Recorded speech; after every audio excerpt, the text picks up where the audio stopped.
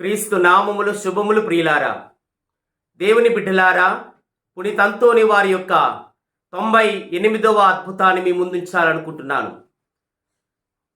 పాదువాపురం హదమారు ప్రాంతములో జరిగినటువంటి అద్భుతము ప్రియులారా, దేవుని బిడ్డలారా, హదమారు ప్రాంతములో ఒక పేద పళ్ళు అమ్ముకుంటున్నటువంటి ఒక వ్యక్తి, ఒక పేద ముసలాయన ఉండేవాడు. తనకి ఎవ్వరూ లేరు. ప్రతిరోజు కూడా అదిగో హదమారు ప్రాంతానికి వెళ్ళడం, పండ్లు కొనుక్కొని మరలా పాదువాపురానికి తీసుకొచ్చి అమ్ముతూ ఉండేవాడు. అటువంటి తరుణములో ఒకరోజు ఈ పేదవాడికి ఒక సంఘటన జరిగింది.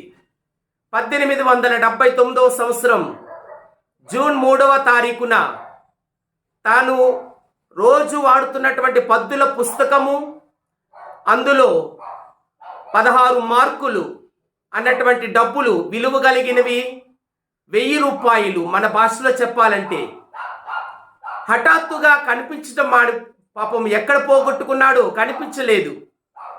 వెంటనే ఆయనకి గుర్తొచ్చిన పునీతుడు అంతోని వారు శరణు కోరుతూ ఆయన ప్రార్థన చేస్తున్నాడు. ఓ పునీత అంతోని వారా, నేను పోగొట్టుకున్న పద్దుల పుస్తకమును, అందులో ఉంచుకున్నటువంటి నా డబ్బులను తిరిగి ఇవ్వగలవని ప్రార్థిస్తున్నాను. నీ శరణు కోరుతున్నాను. ఇదిగో నేను తప్పకుండా దివ్య పూజాబలు సమర్పిస్తాను, 2 జపమాలు సమర్పిస్తాను. ఓ పునీత అంతోని వారా, నీ శరణు కోరి అడుగుతున్నానని ప్రార్థిస్తున్నాడు అంతోని వారి యొక్క ప్రార్థనా సహాయాన్ని.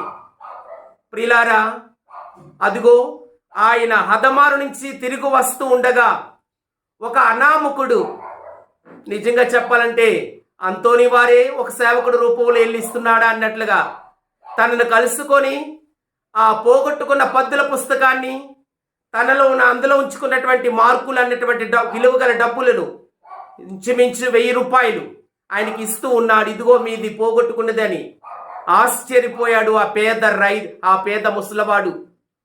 ప్రియమైన దేవుని బిడ్డలారా, మనము పోగొట్టుకున్న వస్తువులను మనం ఎప్పుడు కూడా దేవుని నామములో అది నీకు అవసరమైతే తప్పకుండా ఆయన మధ్యస్థ ప్రార్థన సహాయంతో మనము పొందుకోగలమని మీ ముందుంచుతూ ఉన్నాను. ప్రార్థించుదాం.